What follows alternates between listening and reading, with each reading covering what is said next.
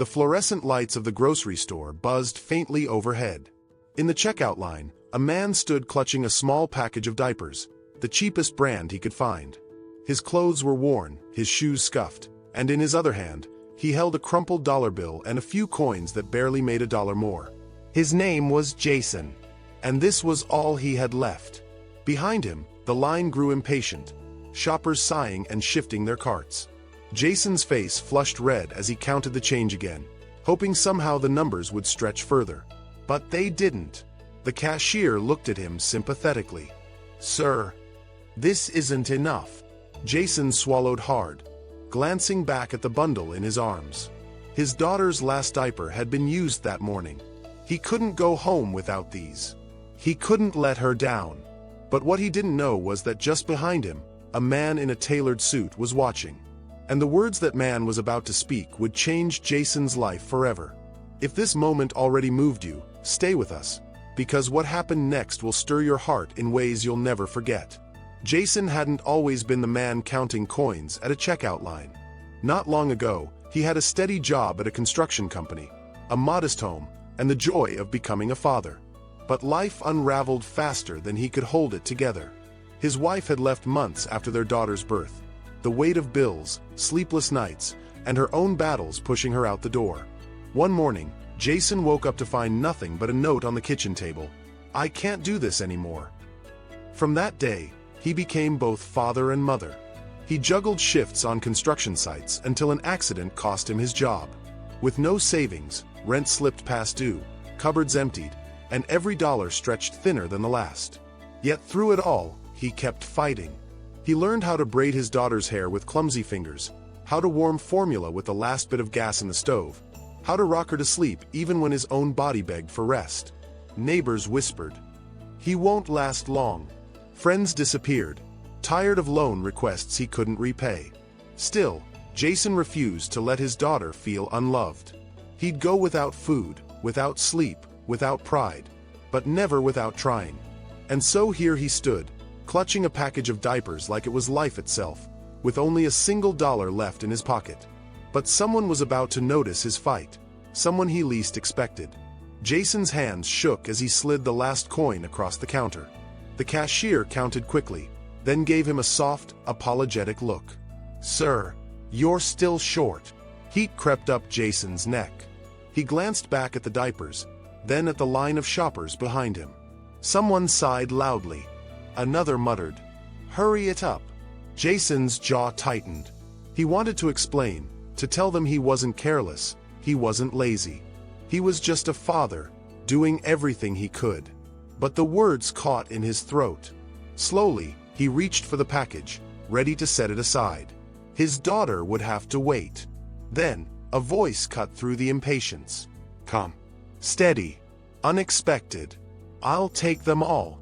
Jason froze, turning slowly. Behind him stood a man in a perfectly tailored suit, polished shoes that gleamed under the store's harsh lights. His expression was unreadable, his presence commanding. The murmurs in the line quieted instantly. The cashier blinked. "Sir, excuse me?" The man repeated, firmer this time. "Every pack of diapers on that shelf. Put them on my bill." Jason's chest tightened. He didn't understand. Why would a stranger, a man who clearly belonged to a different world, say something like that? And yet, this was only the beginning, because the words were more than generosity. They were the doorway into a truth Jason couldn't yet imagine. The cashier's hands trembled as she scanned pack after pack of diapers, stacking them high on the counter. Shoppers watched in stunned silence, some whispering, others craning their necks to see the man who had just bought an entire shelf. Jason's throat went dry. "Sir, I can't accept this," he stammered. But the man's eyes didn't waver. "You're not accepting charity," he said. "You're accepting what your daughter deserves." Jason's chest tightened. No one had ever said words like that to him. Not his former boss, not his neighbors, not even the friends who had drifted away. When the bags were packed, Jason thought that would be the end.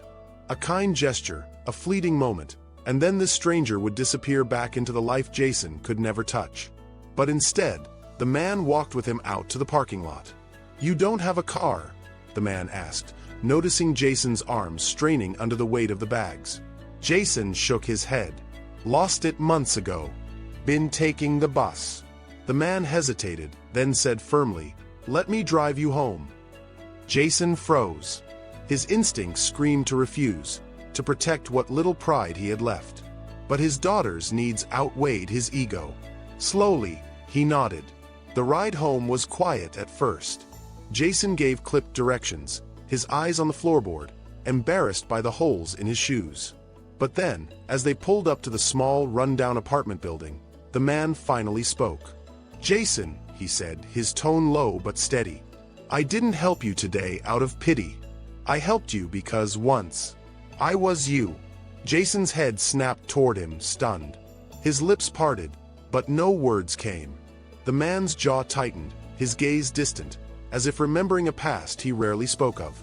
And in that silence, Jason realized, this stranger wasn't done. There was more to his story. Something that connected them in ways Jason couldn't yet see. The car engine ticked softly as it cooled, the glow of the streetlight casting long shadows across the cracked pavement.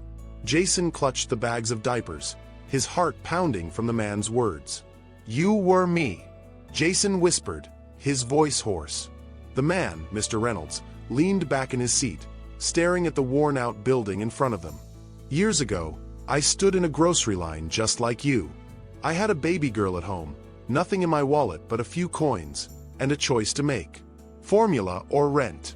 I couldn't afford both." Jason's breath caught. Mr. Reynolds continued, his voice raw.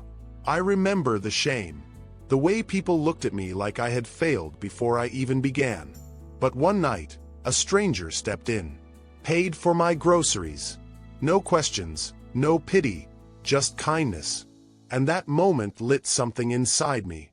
He turned to Jason, his eyes intense. "That kindness carried me through the darkest years. I worked, I fought, I clawed my way up. Today, people call me a CEO, a success story.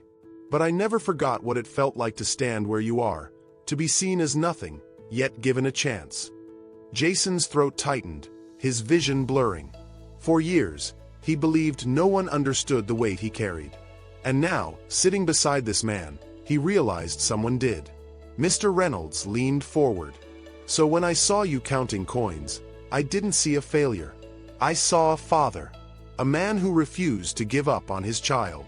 And I knew it was my turn to give back what was once given to me." Jason's chest heaved with emotion, his grip on the bags tightening. He had expected humiliation. He had expected pity. Instead, he had found something he thought no longer existed: hope. But Mr. Reynolds wasn't finished, because his offer that night would go far beyond diapers. Jason sat frozen, the weight of Mr. Reynolds' words sinking in. He had expected this to be the end of a strange, miraculous encounter. Diapers paid for, a ride home, a story to tell his daughter one day. But as Jason reached for the door handle, Mr. Reynolds spoke again. "Wait. There's more I need to do." Jason turned, confused. Mr. Reynolds' gaze was steady. "I know what it's like to start over with nothing. You don't just need groceries. You need a chance to rebuild, to stand on your own feet again." He reached into his briefcase and pulled out a plain envelope, sliding it across the console. Jason hesitated before opening it. Inside was not cash, but paperwork. A job offer. Full-time, steady pay, benefits, a position at one of Mr. Reynolds' companies. Jason's hands trembled. I don't understand. Why me?" "Because you haven't given up," Mr. Reynolds said firmly. "A man who will spend his last dollar on his child is the kind of man I want working for me. That kind of love, that kind of sacrifice. It's priceless." Tears burned Jason's eyes as his daughter's face flashed in his mind. For months, he had lived in survival mode, wondering how much longer he could hold on. And now, here was a door he thought would never open. Jason covered his face with his hand, choking back a sob.